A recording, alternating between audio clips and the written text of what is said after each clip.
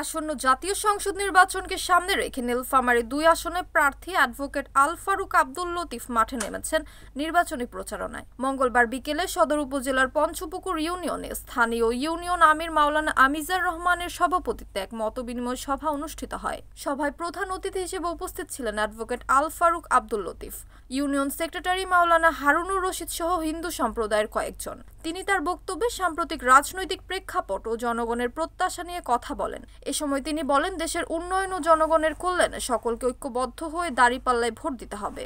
জনগণের ভোটের মাধ্যমে একটি জনগণমুখী সরকার প্রতিষ্ঠা করতে চাই।